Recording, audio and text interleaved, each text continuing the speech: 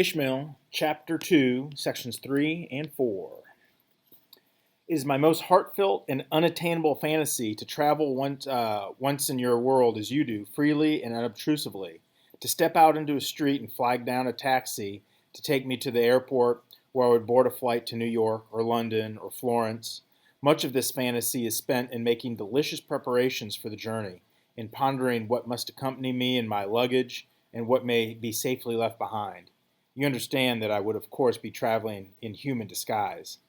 If I take too much, dragging it from place to place will be tiresome. On the other hand, if I take too little, I will forever be having to break my journey to pick things up along the way, and that will even be more tiresome. True, I said, just to be agreeable. That's what today is for. We're packing a bag for our journey together. I'm going to throw into this bag some things I won't want to stop and pick up later on. These things will mean little or nothing to you right now. I'll just show them to you briefly and then toss them into the bag. That way you'll recognize them when I take them out later on. Okay. First, some vocabulary. Let's have some names so we don't have to go on talking about the people of your culture and the people of all other cultures. I've used various names with various pupils, but I'm going to try a new pair with you. You're familiar with the expression take it or leave it. Using them in this sense, do the words takers and leavers have any heavy connotation for you? I'm not sure what you mean. I mean, if I call one group takers and the other group leavers, will that sound like I'm setting up one to be the good guys and the other to be the bad guys? No, they sound pretty neutral to me. Good. So henceforth I'm going to call the people of your culture takers and the people of all other cultures leavers. I hummed a bit and said, I have a problem with that. Speak. I don't see how you can lump everyone else in the world into one category like that.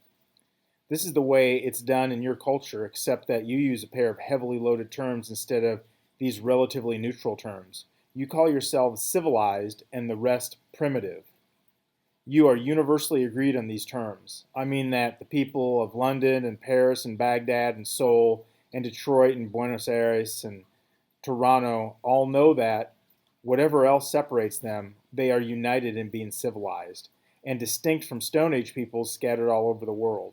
You consider or recognize that, whatever their differences, these Stone Age peoples are likewise united in being primitive. Yes, that's right. Would you be more comfortable if we used these terms, civilized and primitive? Yes, I suppose I would be, but only because I'm used to them. Takers and leavers is fine with me.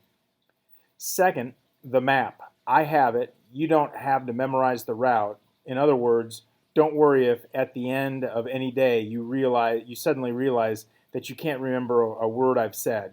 That doesn't matter. It's the journey itself that's going to change you. Do you see what I mean? I'm not sure. Ishmael thought for a moment.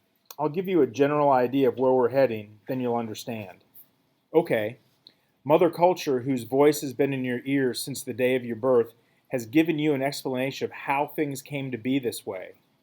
You know it well. Everyone in your culture knows it well. But this explanation wasn't given to you all at once.